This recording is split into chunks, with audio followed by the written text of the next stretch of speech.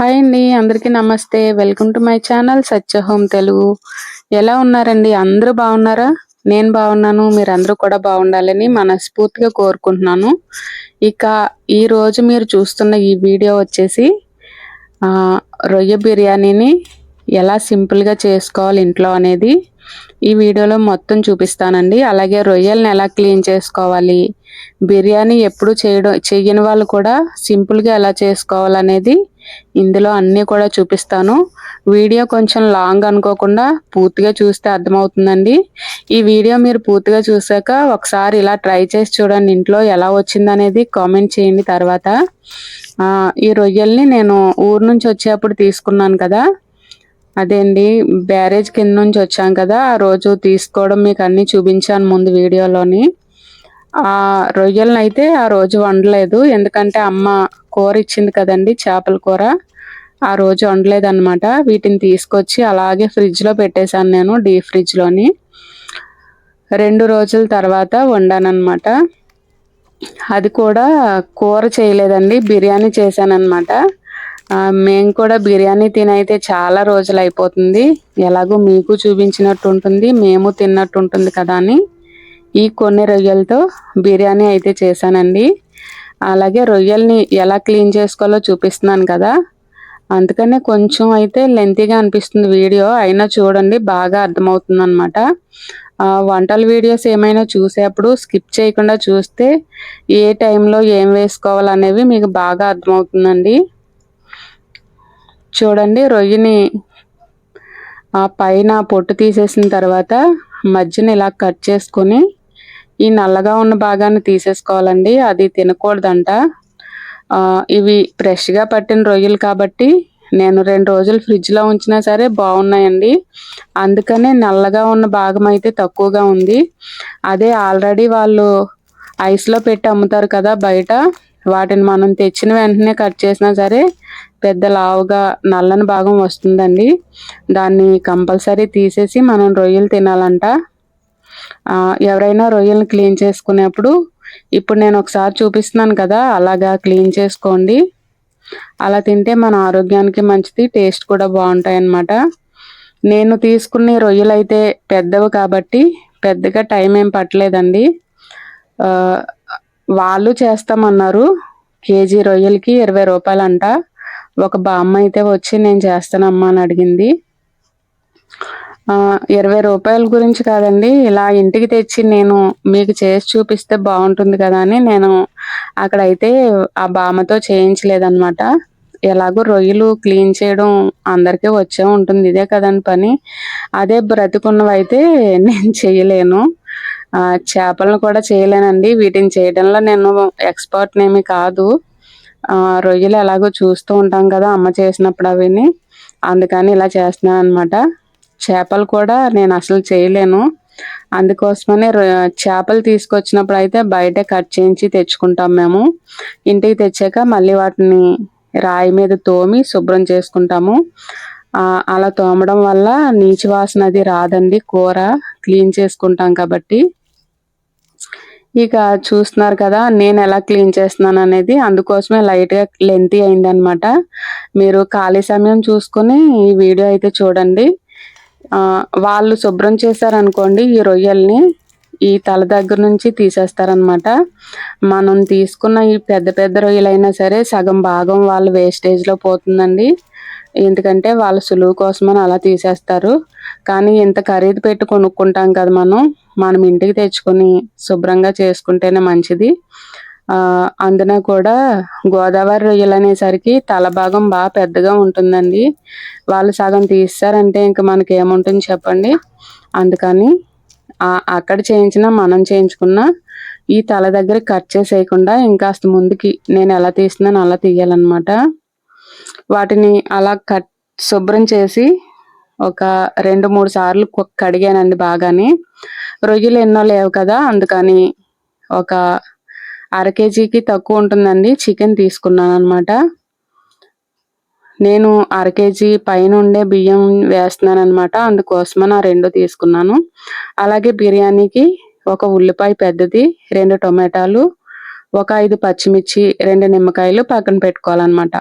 అలాగే అల్లం వెల్లుల్లి పేస్టు ఇప్పుడే మిక్సీ పట్టి పక్కన పెట్టానండి. అందులో కావాల్సినంత తీసుకోవచ్చు. ఇక ఈ బిర్యానీ మసాలాలు మీకు తెలుసు కదా! హోల్ బిర్యానీ స్పైసెస్ అంటే ఇస్తారు. వాటిని నేను ఏ క్వాంటిటీలో తీసుకున్నానో చూడండి వీడియోలోని. 1/2 కేజీ బియ్యాన్ని గాని చెప్పాను కదా! ఆ బియ్యానికి తగ్గట్టుగా ఇవి కూడా తీసుకున్నానన్నమాట.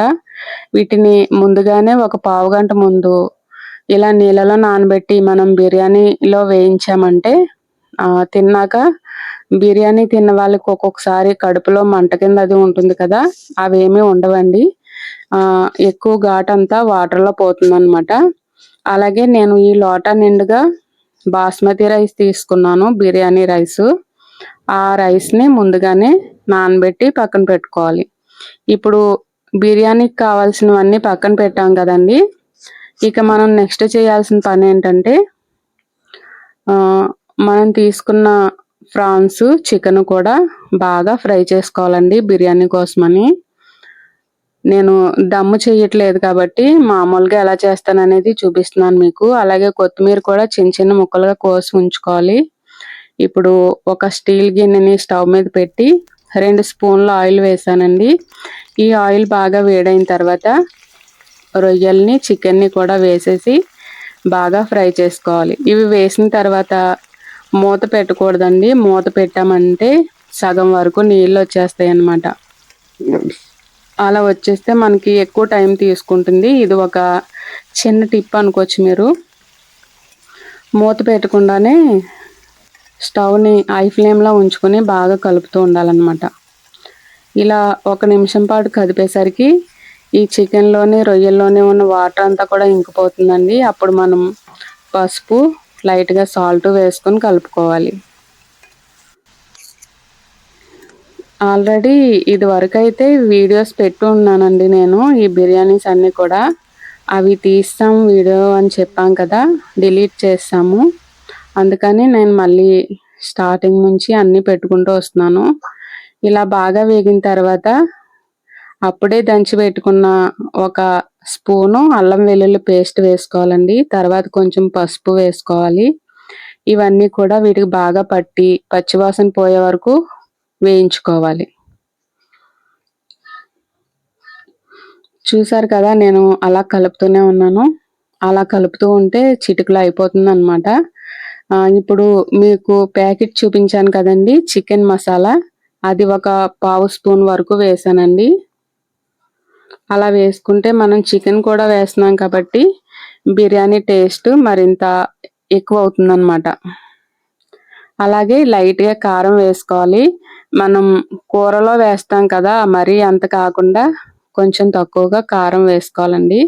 వీటిని ఇలాగే కూడా తినేయొచ్చు. చాలా బావుంటాయి. మా పిల్లలు ఉంటే ఇలా ఫ్రై చేస్తూ ఉంటే తినేసేవాళ్ళండి. వాళ్ళు కాలేజీకి వెళ్ళిపోయారు కదా! ఇక వీటిని ఇలా కొద్దిగా కొత్తిమీర కూడా వేసుకొని బాగా కలిపి ఒక్కసారి మూత పెట్టి మగ్గనివ్వాలండి. ఇక ఈ ఫ్రై అయిపోయింది. మనం ఈ గిన్నెని పక్కకు దించేసుకోవచ్చన్నమాట. నార్మల్‌గా అప్పటికప్పుడు ఇలా ఫ్రై చేసుకొని తిన్నా కూడా చాలా బావుంటాయండి. చూస్తున్నారు కదా! ఎంత బావున్నాయో రొయ్యలు, చికెను కూడాని. చికెన్ అయితే మరి చిన్న చిన్న ముక్కలుగా అయిపోయింది. అంతగా కనిపించట్లేదు. కానీ టేస్ట్ దిగిపోతుందన్నమాట బిర్యానీలోకి. ఇప్పుడు నేను కొన్న కంచు గిన్నెలో మీకు ఆల్రెడీ సగ్గుబియ్యం పాయసం, అత్తేసరన్నం కూడా వేసి చూపించాను కదా! నేను రైస్ వండుతున్నానండి ప్రతిరోజు కూడాని. ఈ రోజైతే బిర్యానీ ఈ గిన్నెలో చేస్తున్నానన్నమాట. ఈ స్టవ్ వెలిగించి ఉంది కదా ఆల్రెడీ. గిన్నె పెట్టుకొని వేడైన తర్వాత 2 స్పూన్లు హోమ్మేడ్ అంటే నేను ఇంట్లో రెడీ చేసిన నెయ్యి వేసుకొని మరొక 2 స్పూన్లు ఆయిల్ వేసుకున్నానండి. అది బాగా నూనె వేడైన తర్వాత మనం నానబెట్టుకున్న మసాలా దినుసులన్నీ కూడా ఇందులో వేసేసుకోవాలి. బిర్యానీ మసాలాలు. ఆల్రెడీ గిన్నె హీట్ అయి ఉంది కాబట్టి వెంటనే అయిపోతుందండి పనంతా కూడాని. ఒకసారి బాగా కలుపుకొని మనం కట్ చేసి పెట్టుకున్న ఉల్లిపాయ, టమాటా, పచ్చిమిర్చి వేసుకొని కలుపుకోవాలి. ఇందులో బంగాళదుంప వేయలేదండి నేను. బంగాళదుంప వేసామంటే బిర్యానీ ఎక్కువ టైము ఆగదన్నమాట. అంటే నైట్ కొంచెం అంటే ఈ ఎండలకు పాడైపోతుందన్నమాట.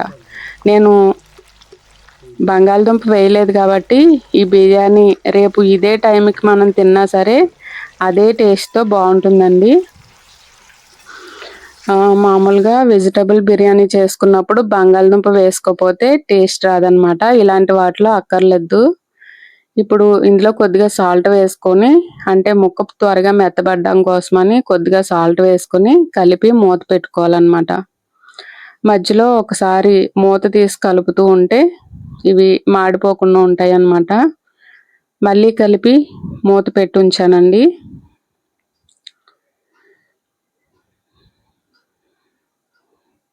ఆయిల్లో బాగా వేగుతున్నాయి కదా, చిటపటలాడుతూ వేగుతున్నాయి. ఇప్పుడు ఈ 2 నిమ్మకాయలని కూడా మనం రసం తీసుకొని పక్కన పెట్టుకోవాలండి రెడీగాని. నిమ్మకాయ రసం వేసుకుంటాం కాబట్టి ఇంకా బిర్యానీ మరింత టేస్ట్ వస్తుందన్నమాట. ఇవి చూసారు కదా, ఆల్రెడీ టమాటా అది బాగా మగ్గిపోయినాయి. ఇప్పుడు నేను తీసుకున్న లోటాతో ఈ లోటాడు రైస్ తీసుకున్నాను కదా, 1.5 వాటర్ వేసుకోవాలండి. 1 గ్లాసు బియ్యం తీసుకున్నామంటే గ్లాసున్నర నీళ్ళు వేసుకోవాలన్నమాట. అంటే బాస్మతి రైస్ కాబట్టి అలా వేసుకోవాలి. సోనా మసూర్ అనుకోండి 1కి 2 వేసేసుకోవచ్చు అనమాట.